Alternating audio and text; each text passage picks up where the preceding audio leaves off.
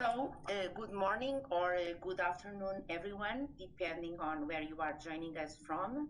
Welcome to this webinar on becoming a changemaker. For those of you who are joining us for the first time, I am Luisa Ferreira, Head of Social at European Investment Bank Institute. One quick word on the Institute. The Institute is the philanthropic arm of the EIB, the EU Climate Bank. I will be your host today, and it's my pleasure to introduce you to our speaker, Alex Budak, and to his book, Becoming a Changemaker.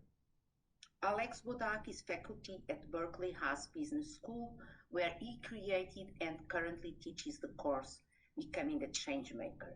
And I would just like to quote, so you know better who Alex is, from his book. And he writes, "I'm often so inspired by my students and the incredible privilege I have of teaching them that I can't sleep afterwards.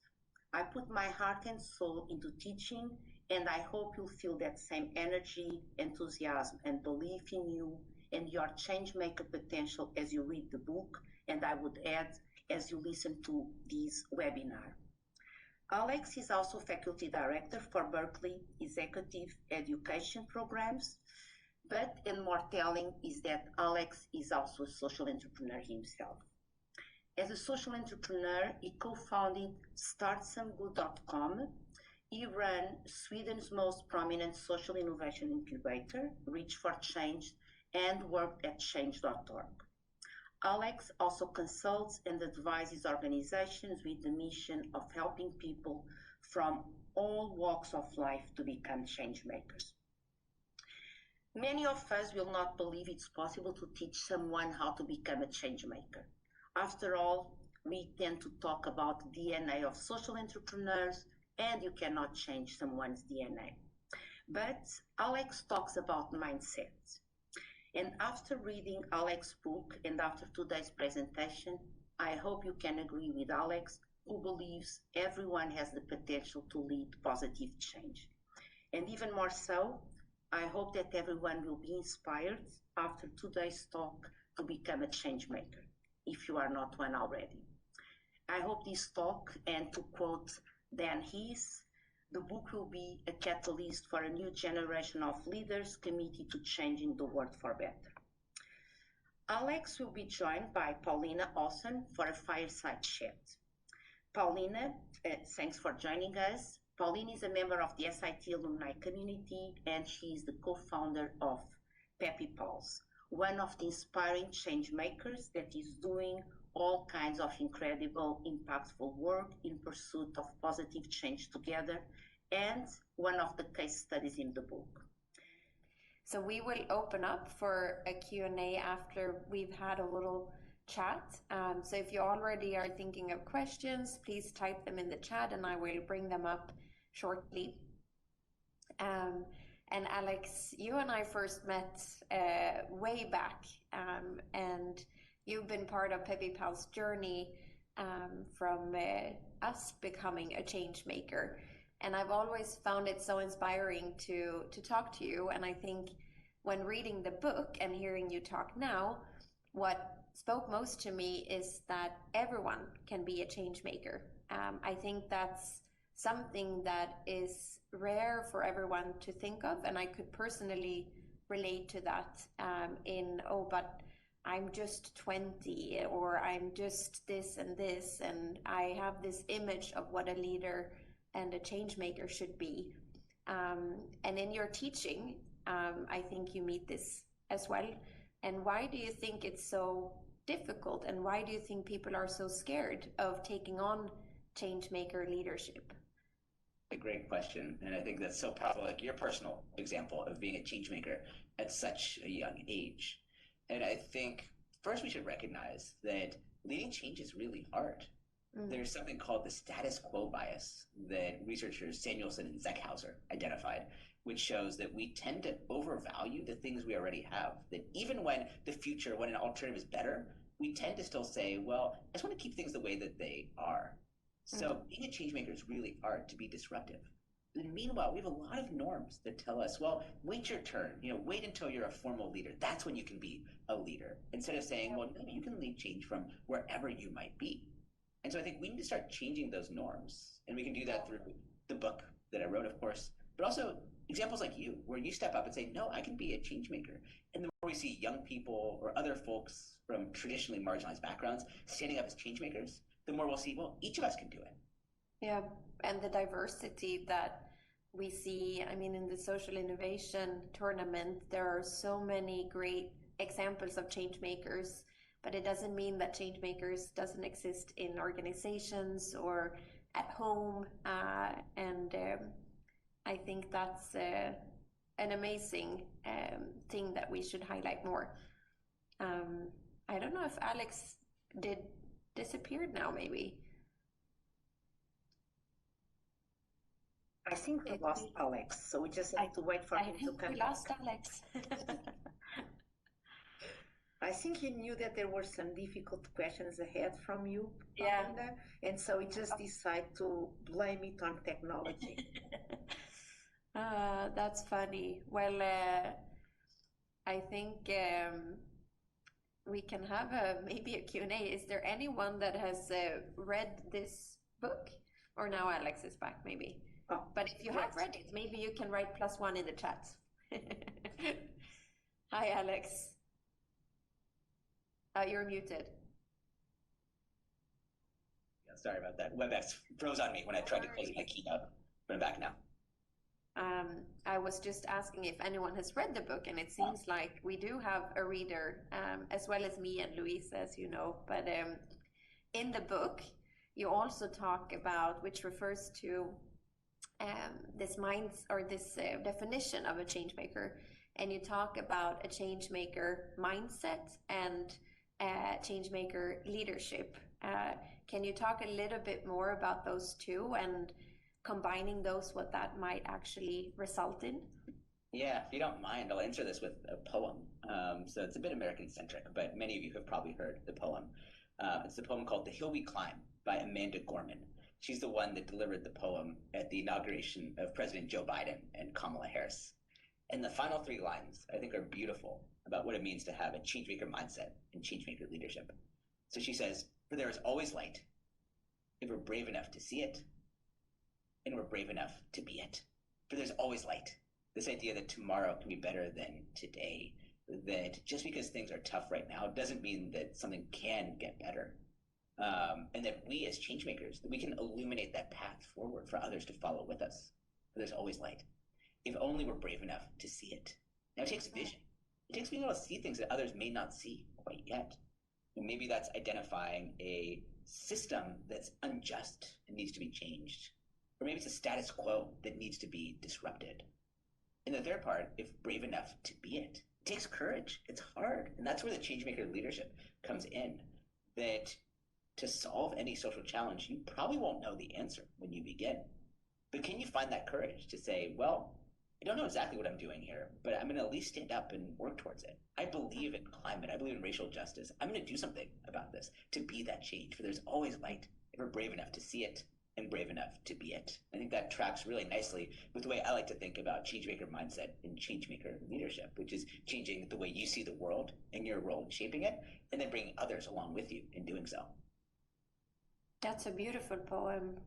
And I think that fear, I think, always leads back, at least to me, to failure. And the fear of failure, and what if I try and it doesn't succeed in the way I had envisioned? And you also talk a lot about failure. And can you share some of your thoughts around that?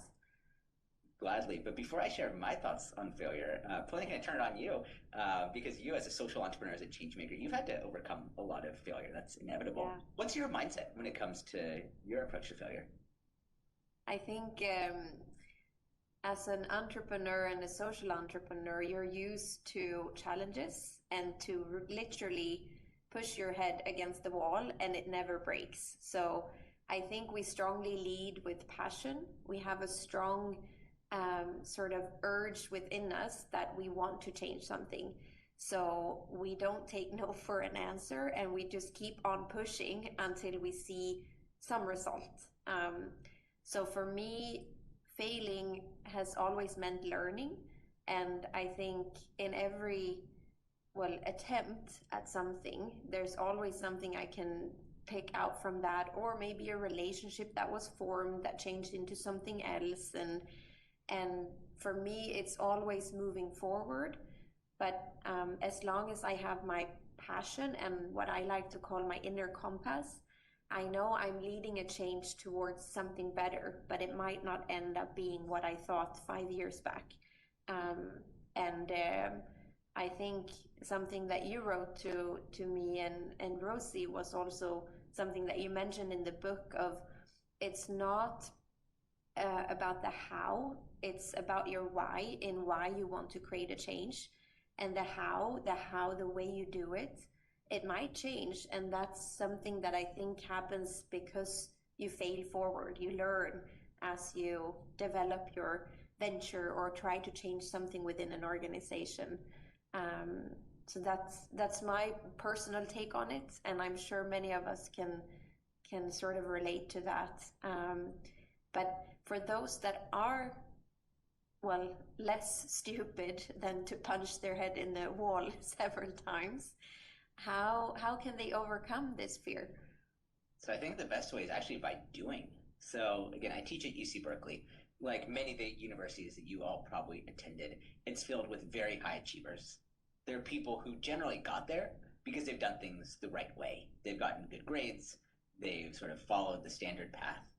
But then when they take my class on changemaking, as Paulina says, I make clear to them that you've got to be clear on your why, but flexible on your how. And that failure is an inevitable part of being a changemaker.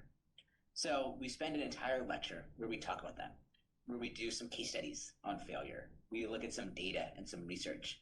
We study some frameworks for how we can learn to fail forward. But then towards the end of class, I flash up a slide which simply has 2 words: go, fail. And students sort of kind of look around like, what's going on? They go, yep, I'm serious. I put up the next slide. It says, okay, you have 15 minutes. You have to go leave the classroom, and you can't come back until you've asked for something and been rejected.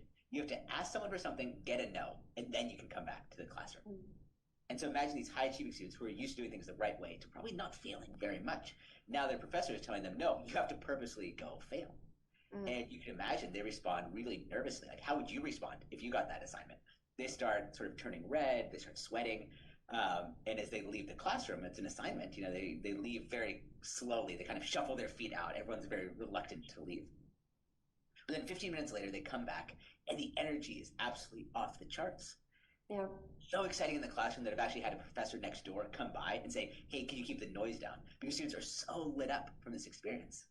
And so here's what they find, one of 2 things. One, about 1/3 of students are so sure that they'll be rejected, but then they go ask for something, and they get it. They get a yes.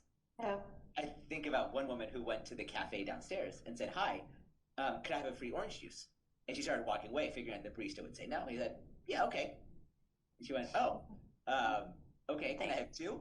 He said, yeah, okay. Can I have 3? And fortunately, at that point, he cut her off and said, no, you can't have 3, but you can have 2. So she came back with orange juice for the class. What's the lesson there?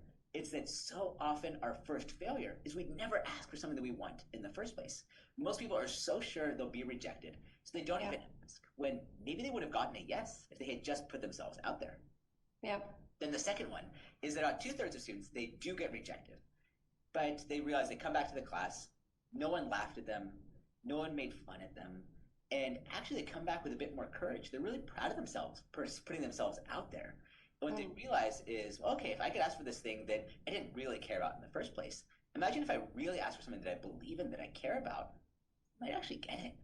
And this lesson has been transformational for students. There was one woman I worked with who was so scared to ask anyone that she was coming up to me and trying to get advice. She had 15 minutes. We spent about 10 minutes just trying to coach her and get her to feel comfortable making the ask. Finally, I told her, okay, go up to a random woman and say, hi, could I put on your shoes? Because I knew no one would agree to that.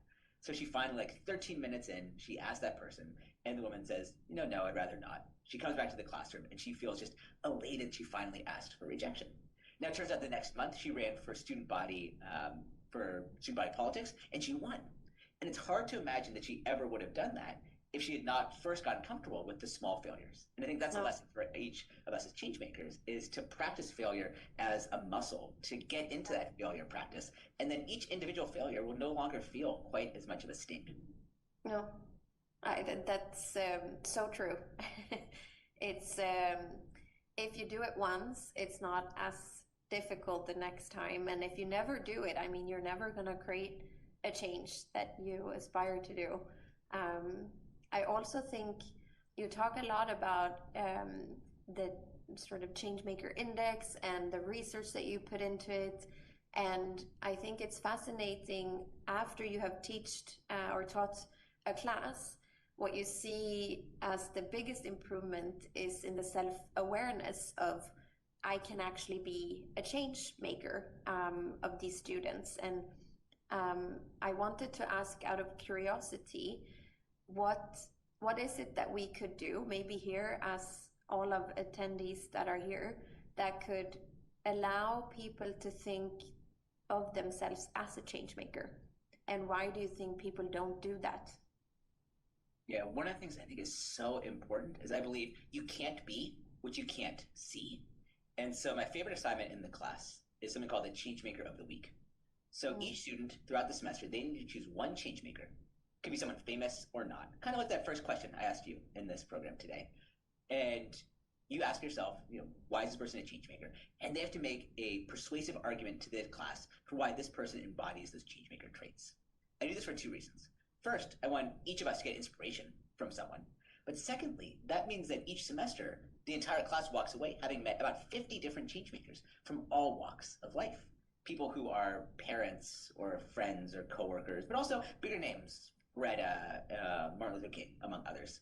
By the way, there's only one changemaker who's been selected every single semester that I've taught the class. That one changemaker is Yvon Chouinard, the founder of Patagonia. Anyway, interesting trivia that he's always been selected by my students.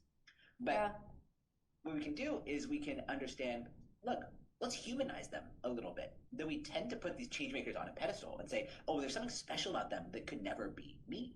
But I think when we actually take the time to understand a changemaker who inspires us, we start breaking apart and see, well, no, what they do is actually very human. Like, yes, maybe they show a little bit more courage than we have, or maybe they have a little bit more formal authority than we have. But fundamentally, all the traits that I teach are learnable and practicable by anyone. An 18-year-old can take these traits just as much as a 50-year-old can. And so I think when we start seeing this through the lens of others, someone who inspires us, well, then we realize, well, if they can do it, then I can do it as well. Yeah. So I encourage you to perhaps do that Changemaker of the Week assignment for yourself. Really think about that person you identified, but go a little bit deeper. Look into their background, look into their history, look how they lead change, and what trends, what ideas can you bring out from it? Because I think once you start breaking it down and realize, well, change making is actually accessible to each and every one of us, then you'll feel a bit more courage to follow in their footsteps as well. Yeah, definitely. I think that is a key takeaway, and also to think about one of these superpowers that you talked about that can influence and practice. I mean, the ones that we all typed in the chat, to practice safety or practice empathy. And I will also take away to practice failure, because even if I have failed once or twice or 10 times as an entrepreneur, I still find it a bit scary to email that person or to ask for that favor, and it's it can never be enough practiced. I'm gonna open up the floor. We have a little over 10 minutes left, and please type questions in the chat. We also had some questions already before the session started, so I will start with a couple of those, and if some new questions arise in the chat, I will try and look for time to ask those as well. But we got a question from George from Hungary, and he's asking how to avoid the rejection of any new ideas, even in their initial phase. So perhaps a little bit around the fear, but also maybe persuading or influencing in your Changemaker. What's your take on that, Alex? Thanks, George. Yeah, and let's get really tactical here. So we talked a little bit about the status quo bias. So Samuelson and Zeckhauser, and proving that people tend to be a little bit wary of changes. But I think we can also pull, they're economists, but I think we can also pull from social psychology here. So the concept I really like by Edwin Hollander, it's called idiosyncrasy credits. So idiosyncrasy credits, I might put it into more common language of like knowing when to lead change and how to lead change. So the basic concept is that if you are going into an organization and you're trying to change everything, especially all at once, not only will you not be effective, you'll probably also be kind of annoying. Because if you're constantly challenging every single thing, eventually people will tune you out and go, well, don't need to listen to them.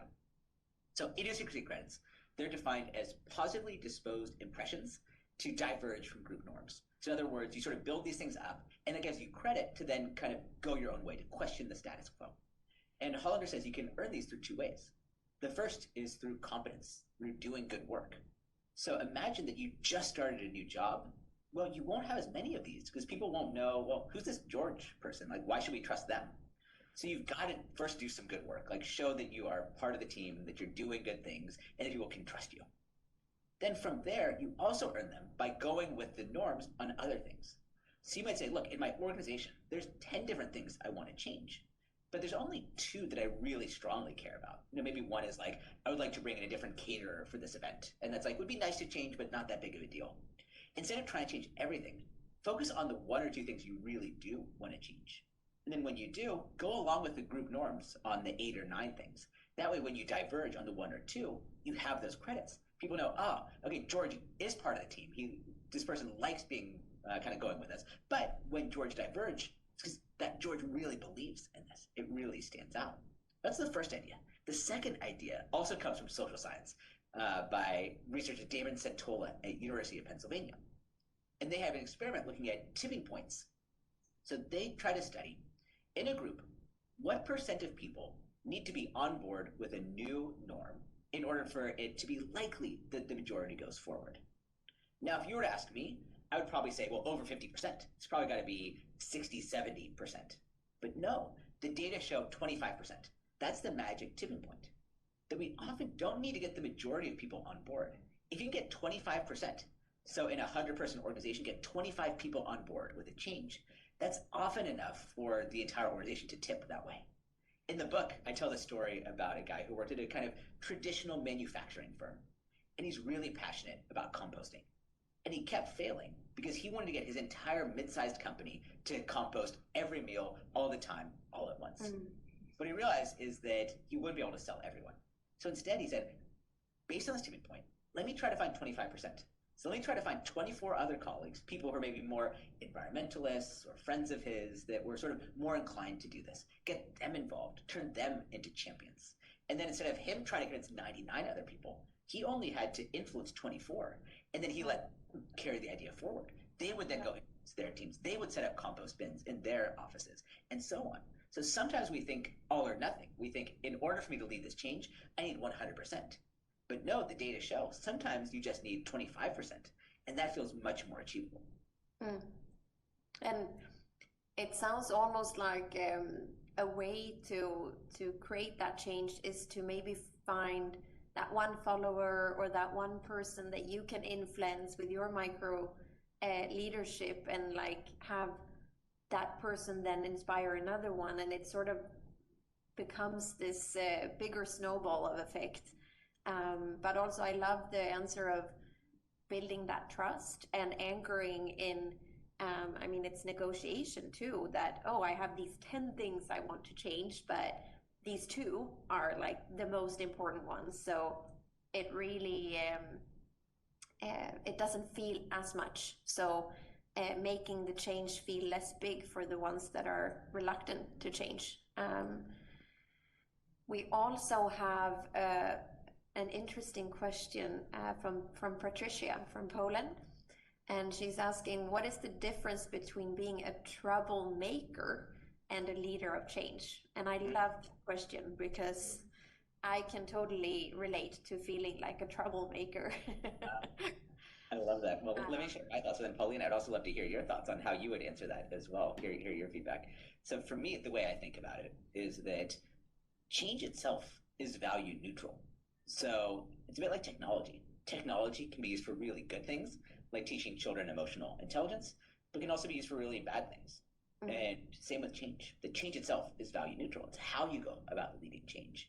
And that's where I would really put that changemaker mindset into practice. That it's not just about being a change agent. So I'd call a change agent maybe a disruptor. That's someone who just creates change, whether good or bad. They're just creating change. Instead, I like thinking about, are you a change maker? Which brings in these lenses of things like empathy and flexibility and resilience and inclusive leadership. And I think when you do that, it makes the chances greater you'll be more of a change maker than just a troublemaker. Yeah. But I'd also argue that there are times where you need to perhaps be a troublemaker, especially when it comes to systemic injustices. You sometimes need to really shake things up. Like, I would argue that Greta Thunberg was probably more of a troublemaker at the beginning than a change maker in some ways. She couldn't even convince her own parents to be part of the climate change with her. So it took kind of standing up and being a bit stubborn. But then eventually she sort of shifted to change making to be really inclusive in the way that she brought others in. So those are a couple thoughts on it. But Paulina, what do you think? The difference between change making? I agree with, and I love the definition of it being like having no value of being good or bad. And I think for me, in the moments I feel more as a troublemaker, it's usually because it's a bigger change that is needed, and where people feel I'm a bit pushy, or you're creating more work, or this will take too much time to implement, or whatever it might be as the problem. And for me, it also refers to a little bit of what you said with empathy, and really trying to put myself in the shoes of the person or the team or whoever is supposed to, if it's lobbying, for instance, who is to create this change with me, and think about how can I make this as smooth as possible for that person or those people, and sort of speaking to what you talked about, getting them on board on the vision. And in some cases, it will require me to be the troublemaker of reaching out 10 times. I have no prestige at all in sort of, oh no, that's below my dignity. I will continue to push in the passion and the change I believe in. And I think that's what is also then changing the mindset of the others, that I'm no longer a troublemaker, I'm actually a change maker, and I lead change. So yeah, I think that has helped me, at least, in overcoming that trouble. We have another 3 minutes. I'm not sure if we have time for another question, or if there's anything as an ending note that you would like to share, Alex. Sure. Maybe I'll just share one ending note, in addition to just my gratitude to you, Paulina, for joining me for this conversation, to the EIB team for having me and for facilitating this conversation. I think my closing words would simply be to say that the world has never been more ready for you, and there's never been a better time than right now to be a change maker. You can look at what's going on in the world and you can feel hopeless, and it's very easy to feel that way. But also, there's never been a better time than right now to step up and to lead change. I think our communities, our companies, we're calling out for a new type of leader, people who step up and say, yeah, things are hard right now, but things can be better, to come along with me, to get leaders who are inclusive rather than exclusive. I think the opportunity is here, and so my challenge to you and my opportunity to you is to seize that moment, to step up and say, in this moment, yes, I can be a change maker, and once you do, please keep me updated, because I can't wait to see what you do next. Yeah, and I would highly encourage everyone to reach out to Alex and keep him feeling inspired too, so you can continue the work that you do, because Alex, you are a change maker, and thank you so much for inspiring us all for the last hour. I have 2 takeaways, and it's defining or finding a change maker each week, and start to just go into the details of what makes them a change maker to me or for me, and also have a superpower to practice. The first one I will do is safety.